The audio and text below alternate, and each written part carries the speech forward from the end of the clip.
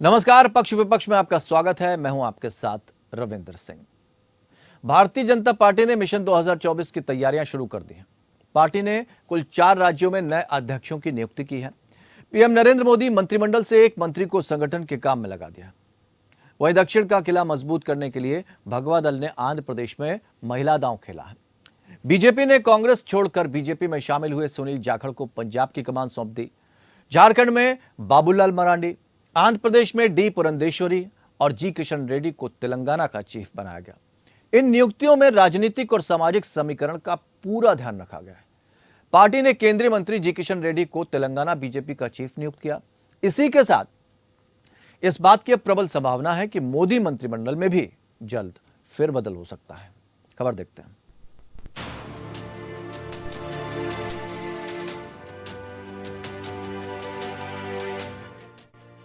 पंजाब, झारखंड, आंध्र प्रदेश और तेलंगाना, इन चारों राज्यों में बीजेपी ने चुनावी चौसर बिछा दी है। चारों वैसे राज्य हैं जहां बीजेपी सत्ता में नहीं है। ऐसे में बीजेपी ने 4 नए सिपर सलारों पर दांव लगाकर अपनी रणनीति जाहिर कर दी है। इन कद्दावर नेताओं को प्रदेश अध्यक्षों की जिम्मेदारी सौंपकर पार्टी 2024 के चुनाव समेत विधानसभा चुनाव में भी बड़ा फायदा उठाने की कोशिश में जुट गई है। सबसे पहले पंजाब में बीजेपी के दांव का मतलब समझते हैं। कांग्रेस का दामन छोड़ बीजेपी में शामिल हुए सुनील जाखड़ को प्रदेश अध्यक्ष बनाकर बीजेपी ने एक तीर से 2 शिकार किए हैं। कांग्रेसी रहे जाखड़ को पंजाब में काम करने का लंबा अनुभव है। उनके साथ एक बड़ा जनाधार भी है। दूसरा, लोकसभा चुनाव से पहले जाखड़ को एक्टिव कर पार्टी राज्य में मजबूत उपस्थिति दर्ज कराना चाहती है। जालंधर और संगरूर उपचुनाव में हार के बाद बीजेपी ने राज्य में बदलाव करने की सोची थी। इसके अलावा बीजेपी जाखड़ को हिंदू और जाट चेहरे के तौर पर आगे बढ़ाएगी। पार्टी को उम्मीद है कि जाखड़ के बल बीजेपी 2024 के चुनाव में दमखम दिखा सकती है। वहीं झारखंड की सत्ता में वापसी करने के लिए बीजेपी ने झारखंड की कमान अपने पुराने सेनापति बाबूलाल मरांडी के हाथ में थमा दी है। बाबूलाल मरांडी के जरिए पार्टी अब न केवल लोकसभा चुनाव में उतरेगी बल्कि विधानसभा चुनाव में भी पार्टी मरांडी के नेतृत्व में ही उतरेगी। मरांडी का झारखंड में बड़ा आधार है। इसके अलावा आदिवासी चेहरे के तौर पर बीजेपी ने हेमंत सोरेन के खिलाफ उन्हें खड़ा कर दिया है। पार्टी ने, माननीय प्रधानमंत्री मोदी जी ने, अमित शाह जी ने और नड्डा साहब ने जितना बड़ा विश्वास मुझ पे दर्शाया है, मैं समझता हूं कि मेरी उतनी बड़ी जिम्मेवारी बनती है कि सारी पार्टी संगठन को साथ में लेके, हमारे साथियों को साथ लेके पूरी तरह पंजाब में बीजेपी का परचम फहराया जाए और पंजाब के हितों के ऊपर पहरा दिया जाए। इस बात के लिए ये जिम्मेवारी सौंपी गई है और मुझे पूरा विश्वास है कि पूरी संगठन के साथ मिलके हमारे प्रधानमंत्री उनके दिशा निर्देश के अंदर पंजाब के हितों पे हम पहरा पूरी तरह से देंगे। वहीं तेलंगाना में केंद्रीय मंत्री जी किशन रेड्डी को कमान सौंपकर बीजेपी बड़े कमाल की उम्मीद कर रही है।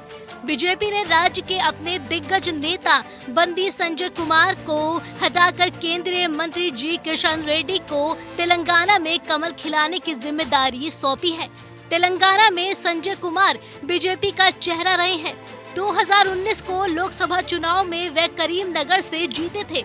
संजय कुमार राज्य की के चंद्रशेखर राव सरकार के खिलाफ मोर्चा खोले हुए थे, लेकिन हाल के दिनों में कुमार के खिलाफ कुछ विरोध के स्वर भी सुनाई पड़े थे। इसके अलावा पेपर लीक मामले में भी उनका नाम आया था। पार्टी ने ऐसे में एहतियातन संजय कुमार की जगह रेड्डी को राज्य की कमान सौंपी है। रेड्डी भी बीजेपी में लंबे वक्त से हैं और उन्हें संगठन का अनुभव भी है। यही कारण है कि रेड्डी को पार्टी ने लोकसभा और विधानसभा चुनाव में जीत की जिम्मेदारी सौंपी है। उधर बीजेपी ने आंध्र प्रदेश में मौजूदा अध्यक्ष सोमू वीर्राजू को हटाकर डी पुरंदेश्वरी को प्रदेश अध्यक्ष की जिम्मेदारी सौंपी है। पुरंदेश्वरी राज्य के पूर्व सीएम एनटी रामाराव की बेटी है। उनको जिम्मेदारी सौंपकर बीजेपी राज्य में अपनी मजबूत स्थिति दर्ज कराना चाहती है। वैसे भी आंध्र में पार्टी की स्थिति कमजोर है। पुरंदेश्वरी के जरिए बीजेपी आंध्र में जनाधार बनाने की कोशिश करेगी। सर्वे के नतीजों में भी लोकसभा चुनाव में बीजेपी का प्रदर्शन उत्साहजनक नहीं दिख रहा है। ऐसे में पुरंदेश्वरी के कंधे पर पार्टी ने एक बड़ी जिम्मेदारी सौंपी है। जाहिर है बीजेपी ने इन नियुक्तियों में राजनीतिक और सामाजिक समीकरण का पूरा ख्याल रखा है। अब देखना है कि अपने इन 4 नए सिपह सलारों के जरिए बीजेपी पंजाब, झारखंड, आंध्र प्रदेश और तेलंगाना का किला फतह कर पाती है या नहीं। Bureau report, APN news.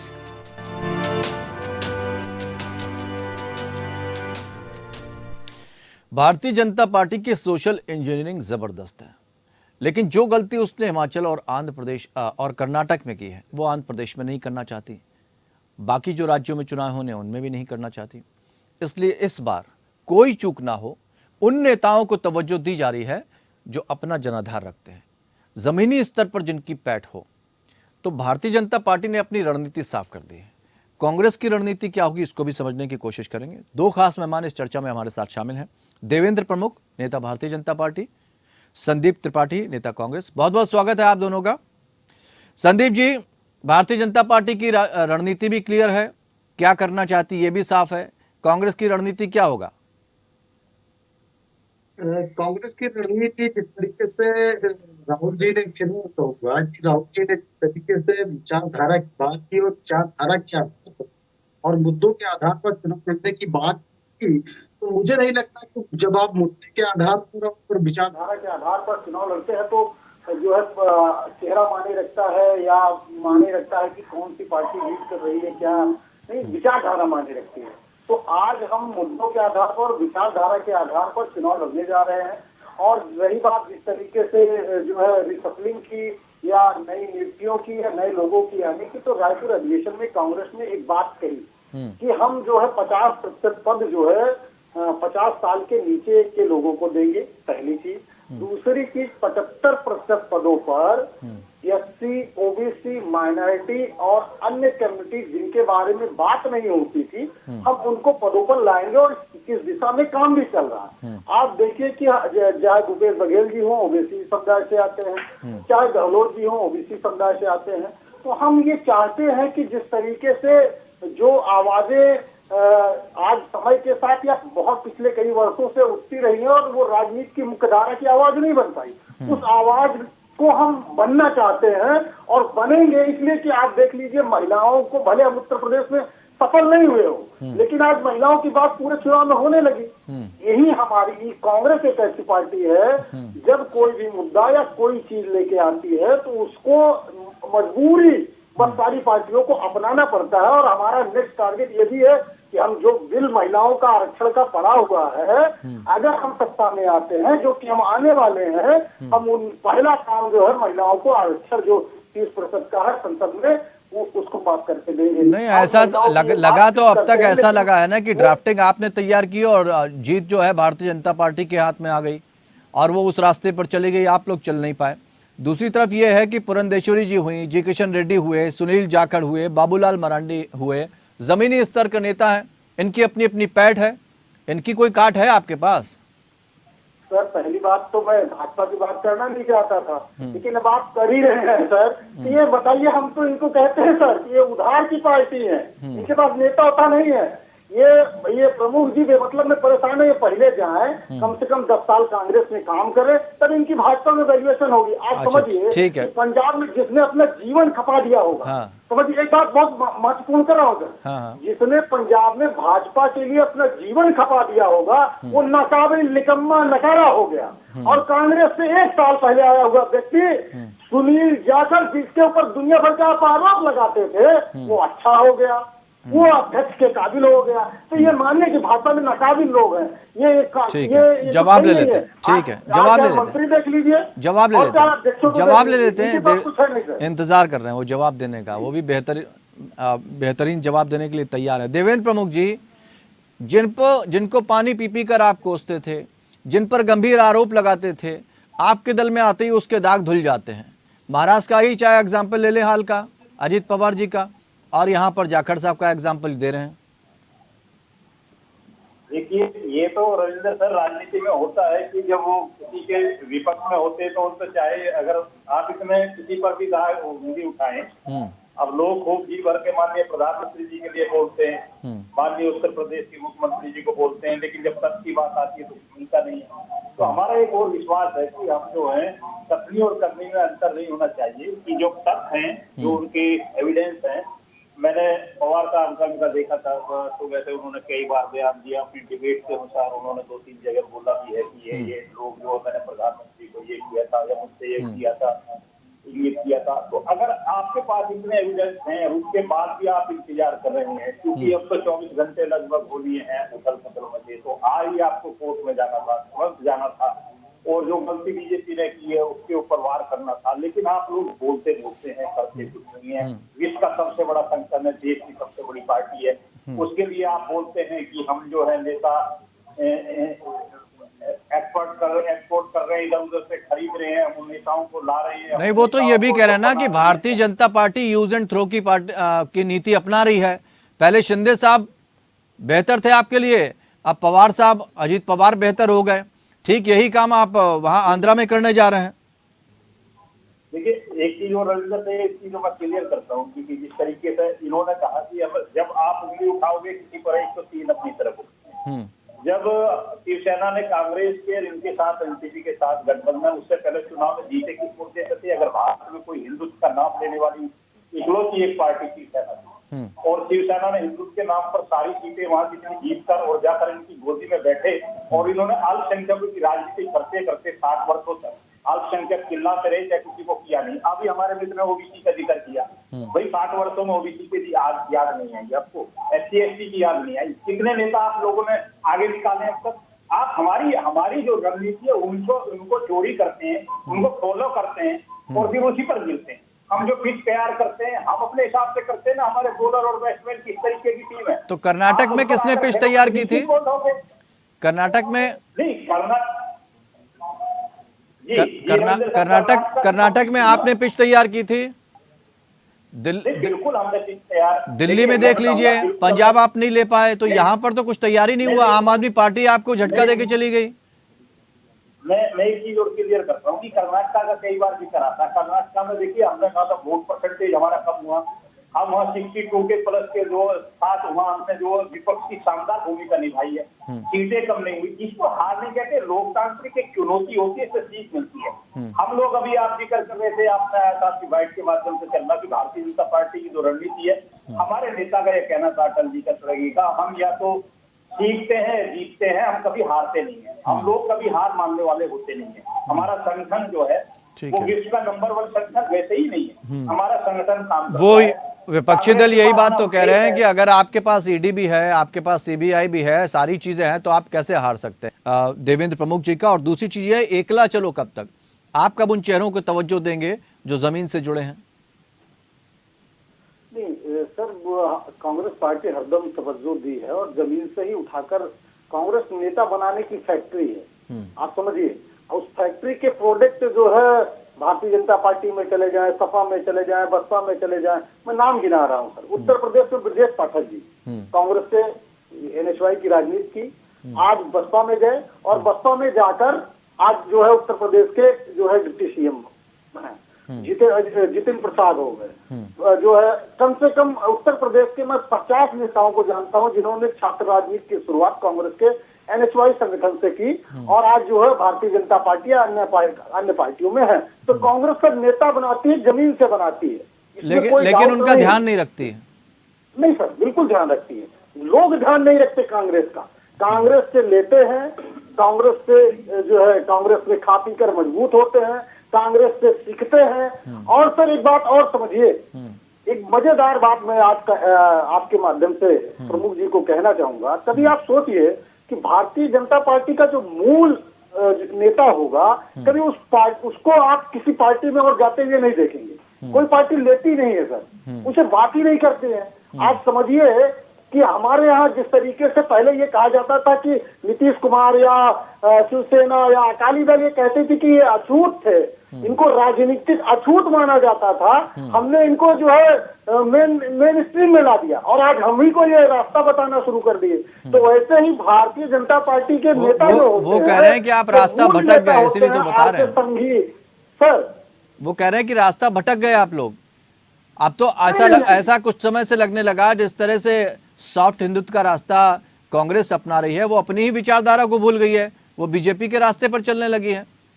Sir एक चीज ये बताइए, इनको पता नहीं होगा कि गाय और बछड़ा कभी कांग्रेस का निशान हुआ करता था। उसके बाद जो हाथ का आज निशान है, एक देवराहा बाबा हमारे यहाँ के देवरिया के रहने वाले थे, उनका दिया हुआ है। इनको नहीं पता होगा, ये सब सर आर्य समाजी हैं, ये सनातनी है ही नहीं है। इनको देवराहा बाबा के बारे में क्या पता होगा? ये क्या जानेंगे, उनकी महिमा क्या जानेंगे?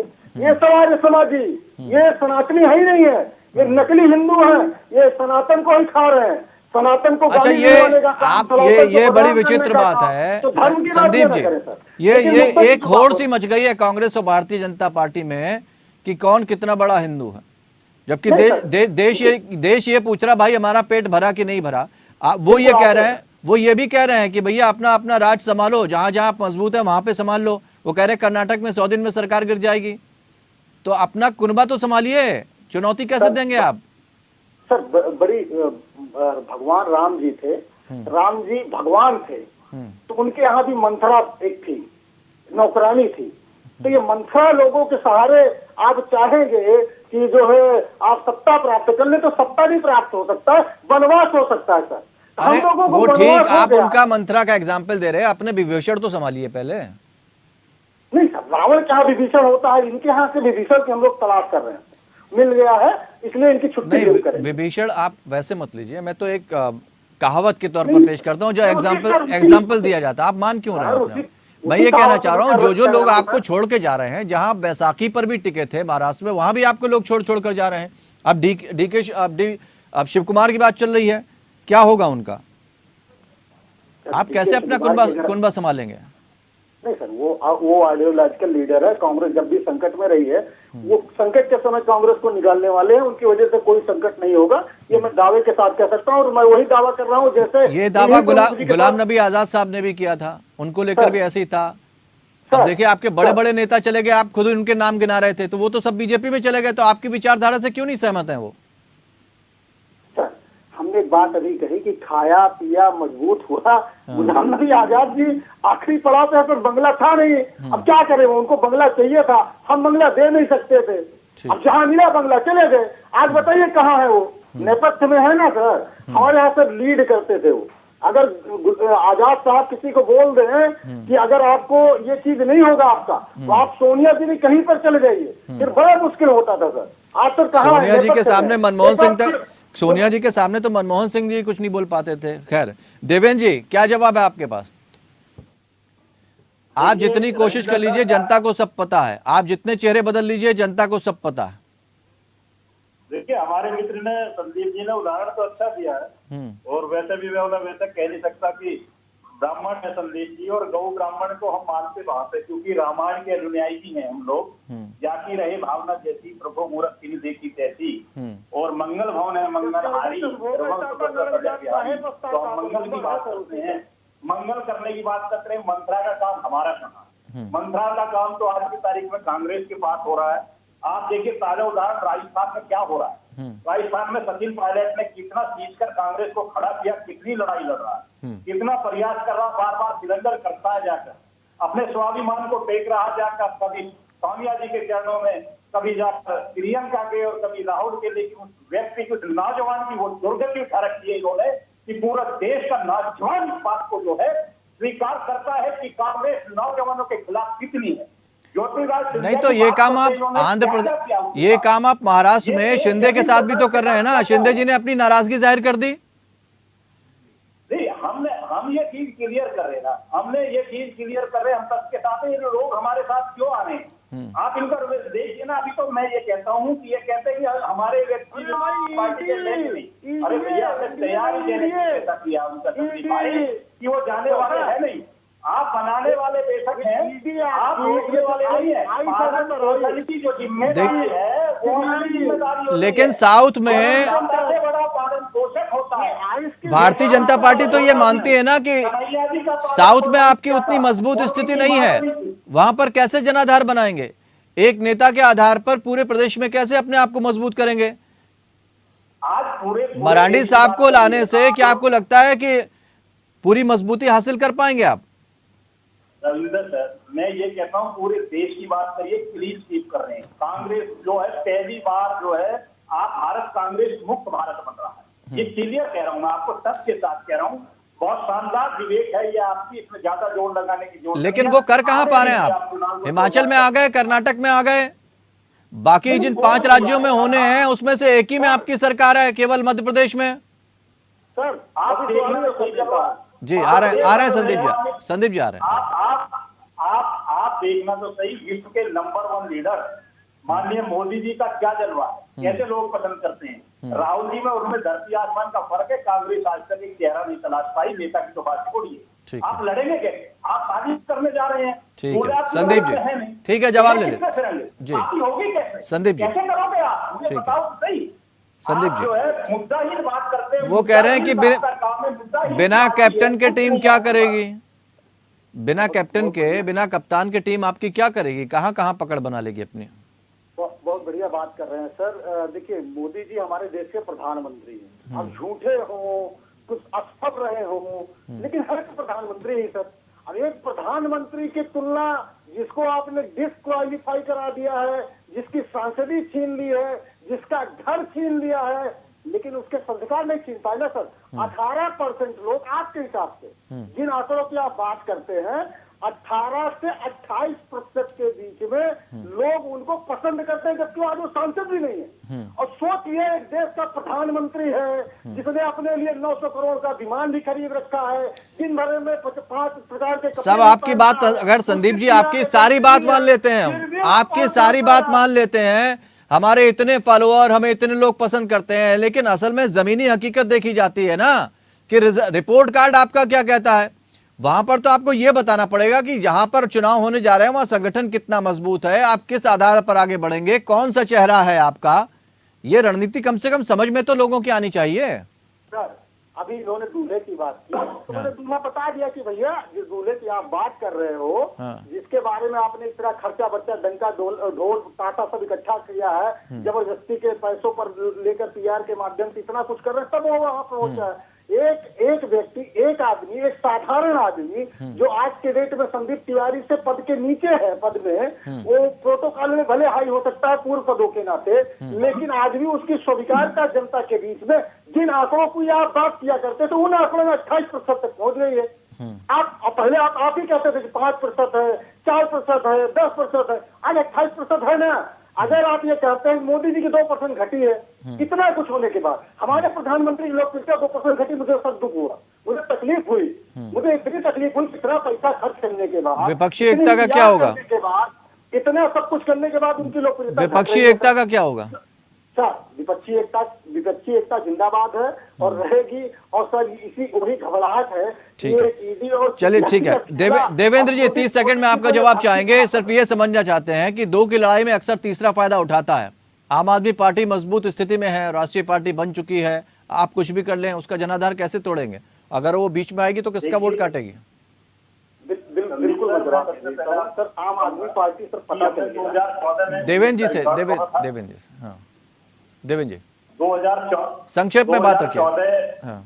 2014 में हमने 19 का रिकॉर्ड तोड़ा और 19 में 24 का तोड़ेंगे। और आप देखिए केजरीवाल जी की बात नहीं करता, मैं अखिलेश जी की बात नहीं करता, और मैं बहन जी की बात नहीं करता, मैं ममता दीदी की बात नहीं करता, क्योंकि आपस की लड़ाई अपने अपने प्रदेशों में कितना खाता कौन खोलेगा मुझे पता नहीं। मैं तो भारत को कहता हूँ कि भारत जो है कांग्रेस मुक्त भारत होना है। और दूर दूर तक आप सोचना ना कि आप जो है भारतीय जनता पार्टी के आसपास भी जो है कोई गठबंधन या विपक्षी या कोई तीसरा कोई संगठन ऐसा बनकर आए कि चुनाव लड़े, क्योंकि सवाल ठीक है,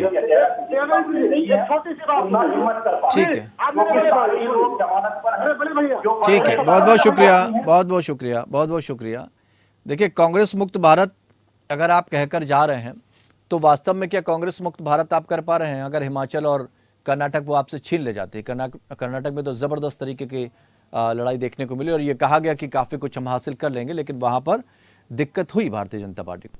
लेकिन यहाँ पर जिस तरह से चेहरों को चुना है, जमीनी स्तर पर मजबूत हैं, लेकिन क्या कांग्रेस का जो अपना जनाधार है इन इलाकों में मजबूत माना जाता है? कांग्रेस किस तरह से अपने आप को खड़ा करेगी? एकला चलो को छोड़कर सबका साथ सबका विकास की वो कब बात करेगी? इसको लेकर भी भारतीय जनता पार्टी लगातार सवाल खड़े करे। लेकिन इंटरेस्टिंग होगा यहां भी, क्योंकि दोनों के बीच जबरदस्त लड़ाई है। क्या लोकल दलों के सहयोग के साथ आगे बढ़ेंगे, क्योंकि भारतीय जनता पार्टी लोकल दलों के साथ आगे बढ़ रही है? क्या कांग्रेस भी इस रणनीति को अपनाएगी? इसको समझना होगा। फिलहाल इतना ही। नमस्कार।